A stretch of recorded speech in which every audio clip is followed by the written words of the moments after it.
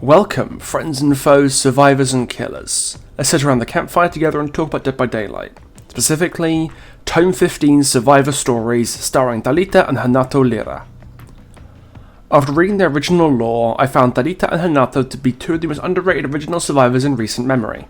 While I understand much of the disdain their killer, the Skull Merchant, has received since her initial reveal, Talita and Renato have been fantastic inclusions to the roster, bringing a level of warmth and companionship to our survivor lineup that stand at odds to the tragic backstories and entity conspiracies at the heart of many recent survivor stories.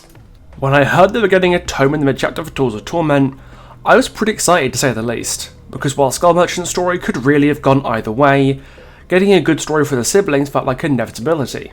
They're a pair of characters who are written very intelligently and very intentionally to complement each other while telling their own charming and compelling stories.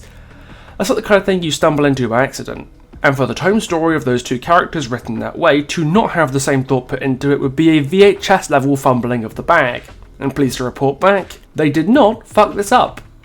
While I was expecting something pretty good, I didn't really know what form it was going to take, because we'd never had two survivors sharing a tome entry before. Closest we'd come to before was the contents of Tome 9, where Yunjin and Jiwoon shared the same story told through different perspectives between their two tome entries. We'd never had two characters in one entry before though, and I didn't know how they planned to balance it. Would it focus on one of them like the Legion story? Would it be a totally shared story? Would it jump between them, or even a third party observing them both in action at once? Turns out it kind of jumped between them, but not in one continuous narrative sense like most tomes that we get. Instead, Talita and Renato's stories are presented as a series of vignettes. Many stories focused on one or the other of the siblings that serve to construct us a collage of each of them at different points in their lives. This is not an entirely new concept to the tomes, mind you. Many stories that we've had follow a structure of a before section where we see the character as a young version of themselves, before their development, and then an after version when they're older, wiser, and closer to the version that exists in the game proper. The Skull Merchant story from this tome actually fits that formula perfectly, as it covers her life as a young woman, studying her father's work for answers and flashes forwards to her life as an adult once she's found those answers and fully embraced her new identity. Talita and Renato get a more granular version of this treatment. Instead of one before and one after, there's lots of little befores and afters that suggest to us two distinct character arcs where the siblings change over time into the characters we see in the game. But how good are these arcs? Are they compelling? Do they make sense? And do they fit with the characters who get them? Broadly, I'd say yes, they do. And to show you why I think this, I'm going to go through them both one at a time, starting with Talita and moving on to Renato.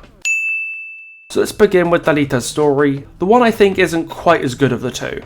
I still like it, I still think it's very good, but it's just not quite as good. Okay, let's have a look as to why. Talita's first story has her as a young girl. Not sure how young, but Renato is a baby, so maybe she's 5 or even younger. She's watching her uncle Ignacio host a kite fighting competition. She watches a teenage competitor lose, enraptured by the spectacle of the fight and the casual camaraderie of the competition. It ends with everyone coming together, friends and family bound together by the joy of the game. It's a piece of the great Thalita puzzle that fits with what the base lore showed us. She wanted to bring people together for as long as she could remember, and values a sense of community and companionship, especially the kind developed through kite fighting.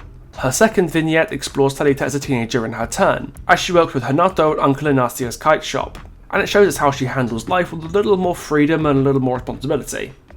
For what it's worth, she doesn't take things terribly seriously. She can just spend time with her friends instead of listening to Renato's suggestions about prep for the night.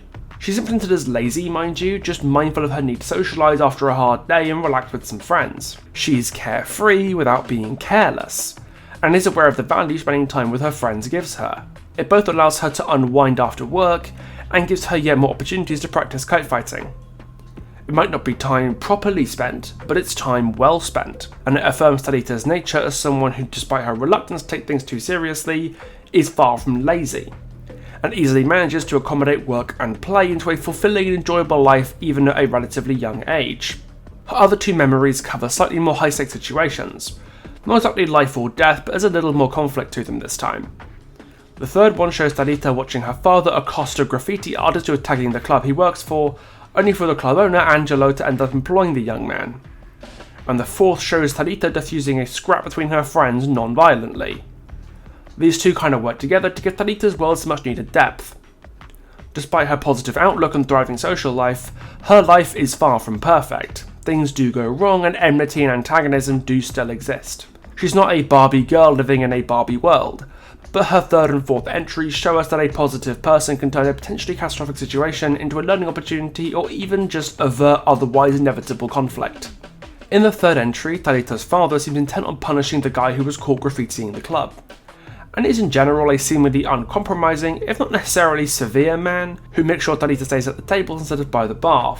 But Angelo takes a chance on the young man after seeing the street artist's work, and although it isn't said, it's implied that Talita learns a valuable lesson. A negative situation can be turned around with the right approach. This lesson gets applied in the fourth vignette, where her friends Dolores and Antonia get in a bathroom scrap, and she diffuses the situation by pinning Antonia down without hurting anyone. Sometimes conflict is unavoidable, but with the right temperament and quick thinking, Talita was able to stop it from escalating into outright violence. It's brief, but it's a strong expression of who she is and how she acts when she's out of her comfort zone, of sociability and positivity. She keeps her cool, remembers what her mother told her, and resolves things elegantly. Talita's four vignettes fit in alongside and build upon the characterization she received in her base lore. Everything we're shown is in character, chronologically consistent with her development, and adds some depth to a fun character who already fit with the loose and easygoing vibes both this chapter's survivors bring to the table. It's a perfectly good story, but I hate to say, good is all it is when it comes to Talita. Of the two siblings in the base lore, Talita always had less development, and that's okay. She starts off knowing who she is and what she wants to do pretty well, and that's the point of her character. Most of her development comes from figuring out not what she wants, but how she wants to get it. And the vignettes we see in her tome don't illustrate that arc of discovery really at all. For the most part, Talita doesn't really change between entries beyond just getting older. And if I was writing this, I'd probably have lost the third or fourth entry to show us part of Talita's life as a model and how she's unsatisfied in this new spotlight, to show how this new environment has affected and changed her. Don't get me wrong, the stories are still pretty damn good, but the lack of meaningful development showcase puts it at a 7.5 out of 10 instead of an 8 or an 8.5. Still a good little collection of vignettes, and if you're a Talita fan, then you're gonna like them. But I'll be honest, when I was rereading them, I just found myself getting bored and wanting to skip ahead to Renato's next section. Speaking of which, let's talk about the better representative of the two siblings in this collection of vignettes, Renato Lyra, because holy shit, this guy is well written. Renato has all the development Talita doesn't get in this tome, and to show you why it's done so well, we'll have to go through his vignettes in order like we did with Talita, and show you. Renato's first vignette covers him as a young boy as part of the kite fighting group his sister is teaching, and it's clear he's not as comfortable as she is. His engagement with the activity at hand is far more dependent on the game's outcome than his peers, and his outlook on the kite fight is pragmatic in a way. He sees the game as nothing more or less than that, a game. And the object of a game is to win it, because otherwise it wouldn't be a game. Talita reprimands him for trying to win the game by saying it's unsportsmanlike to take out the other kite flyers too quickly, and Renato doesn't understand this because he doesn't understand something that Talita is taking for granted: the established social contract. Every time people do something together, there is an implicit social contract in play that everyone is loosely expected to follow. Nobody talks about it, but everyone will notice if you break it. And part of the social contract of the kite fight is to give everyone enough time in the game to have fun with it. Renato is not privy to the social contract, however, and doesn't understand it when Talita tries to explain it to him, putting him at odds with the free spirit that is his sister and the way she manages things. She slides almost effortlessly through social interactions and contracts that Renato struggles to grasp. The first vignette sets the tone for Renato's parts of the story by establishing an idea that was toyed with in his base lore but becomes a lot more explicit in the tome. Renato Lyra is blessed with glorious autism. I mean, it's not stated explicitly, but this is where a beautiful and terrifying concept called subtext comes in to help us out, because while the story doesn't give Renato a little sash that says autism on it, like he's in a primary school play, the clues are pretty obvious. He takes things people say at face value a lot, and this means some rhetorical or logical inconsistencies confuse him, and struggles to intuitively decipher many social interactions that his sister can easily navigate. Both clear signposts of potentially being on the autistic spectrum. There is some ambiguity, yes, but given that these two ideas are pretty much the entire theme of all Renato's vignettes in some capacity, I think there's enough attention and focus put on them that it's a pretty safe inference from the subtext.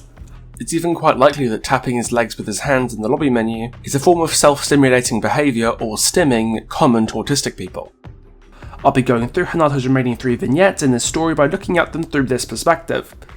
looking at how Renato's very likely autistic traits affect his life, his outlook on the other people in his life, and how that causes him to grow as a person over time. I covered this before in my Claudette video, but as a reader on the spectrum myself, I take this sort of thing very seriously, and Renato's story provides an excellent window into how to authentically write an autistic character, far better than Claudette's ever did. The second vignette serves to pay off what Renato learns in the first. As he struggles to use kite fighting as a way to connect with others socially, he instead focuses on what makes him comfortable about kite fighting, the game itself and the challenge of winning. The two siblings are taking part in a kite fighting tournament and Renato is cleaning house.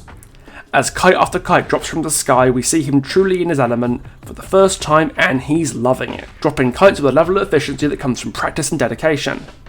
It's plausible here to read this as a result of hyperfixation, a habit common among autistic people wherein you focus on a single thing, be it a hobby or an activity or just something you want to learn about, and immerse yourself in it to the point of obsession. I read Renato as hyperfixating on kite fighting, to the point that he's developed strategic habits that his sister has picked up on and incorporated into her own game plan.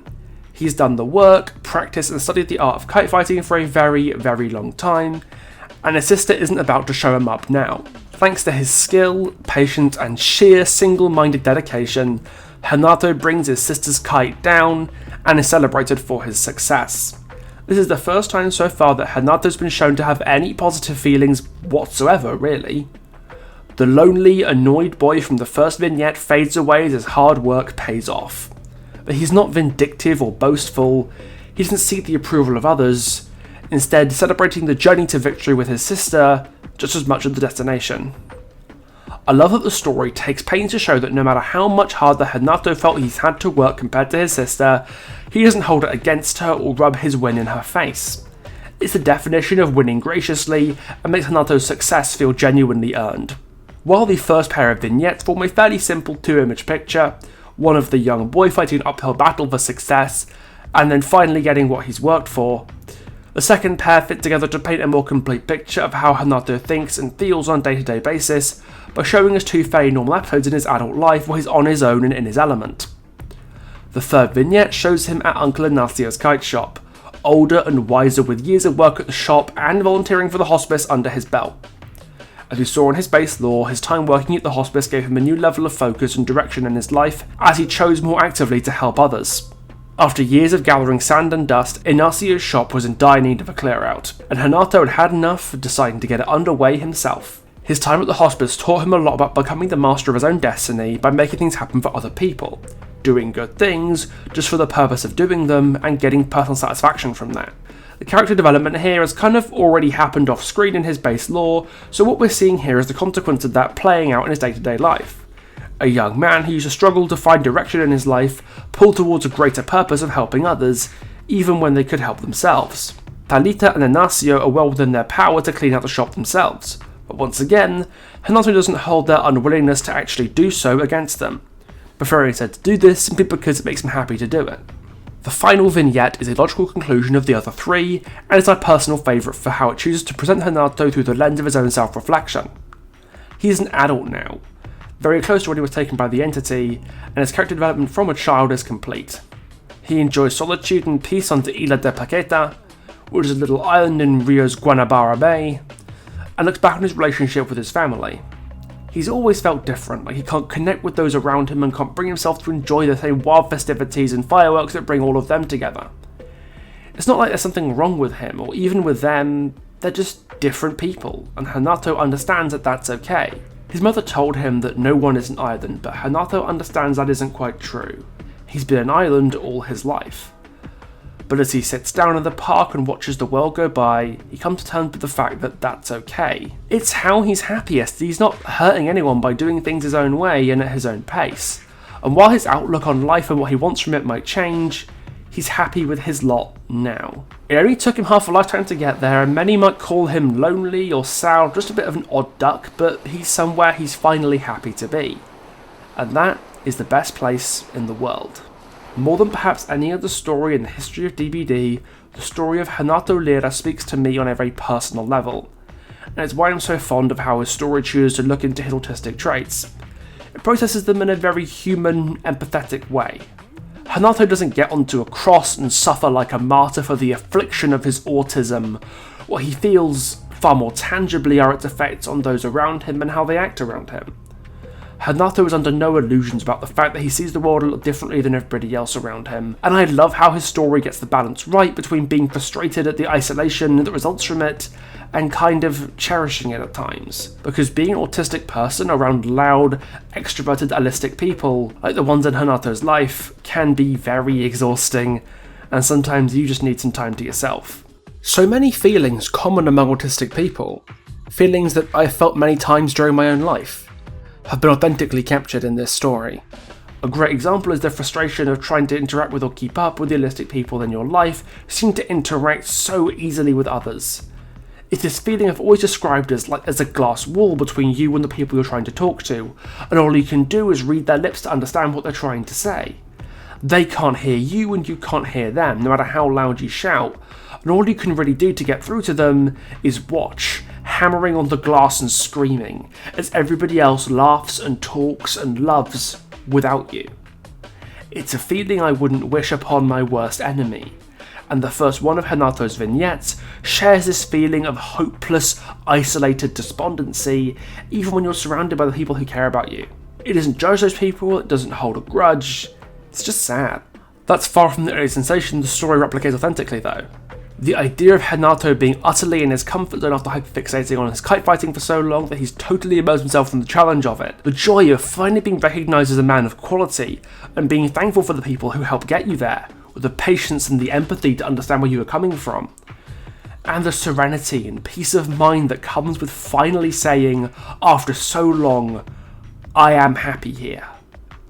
For Renato, true happiness comes from understanding how he likes to live his life without trying to be somebody he isn't, and deep in my bones, I feel that. It took me a long time, just like it took him a long time, but we all get there in the end. And one day our priorities might change and there's of course more work to be done, but what we've got going on now is good enough for us. There is a reason I like this story as a piece of autistic representation in Dead by Daylight so much more than I like Claudette's. And you know what I'm talking about if you've watched my video on the topic back in January. Claudette's story treats her autistic traits not as something that affects her life, but as a topic of concern for her parents, some dark secret they had to cover up or fix, lest it mark her like a stain. It's very child is autistic, parents most affected, and it plays a lot into harmful stereotypes and notions people have about autistic people, especially kids. But Renato's story does not infantilize him, martyr him, or make his social difficulties anybody else's problem. It's a far more nuanced, emotionally complex and authentic take on the autistic experience that feels like it was written by someone who's lived it, by an autistic person instead of written by the denizens of Mumsnet like Claudette, who are more worried about how it will affect their child's slipping grades than whether or not they're happy with their lives. I don't like to be the kind of person who thinks the devs are watching their every move and takes credit for good changes or developments in the game, but it really does feel like someone read my concerns for the Claudette story and have addressed it with taste and sincerity, like someone on Behaviour's tiny writing team watched my Claudette video and tried to do it again, but properly this time. I feel so seen and heard and listened to when I read this story, and it's genuinely great to see this after the questionable writing choices in the end transmission chapter. I've always said the Tools of Torment survivors are diamonds in the rough, and both of them, especially Renato, are elevated even further by the mature, heartfelt and understanding stories in this tome. I was hesitant about the quality of the stories in Tome 15 after Tome 14, put the philosophy of new chapters coming with tomes immediately after their release into a grim perspective, but the Tools of Torment tome has probably been one of my all-time favourites. And with the end transmission tome coming very very soon, expectations are high. But if Gabriel and Singularity's tomes are even half as good as what we have here, I'll be a very happy guy indeed. So that is everything I have to say about the wonderful Lyra siblings, and that closes the book on the Tools of Torment chapter so far. With Nick Cave and the end of the chapter in the pipeline, are you excited? Are we looking forward to these new stories, and do you think Gabriel and Hut is going to be as well written as the last few stories have been? Let me know in the comments, tell me what you think. But with a week to go, it means I've got one more video before then. It's another in the Potential and Problem series, and if paying attention right now, you'll be able to figure out what it is. want to take time to thank my beautiful patrons, the lovely people who help keep the channel running at times like this. Appreciate them a great deal, so if you're interested in joining the Patreon and getting early access to videos, plus a whole lot more sweet perks, then consider dropping by. It would mean a lot to me if you did. In that case, I guess I'll see you round. Ta-ta for now.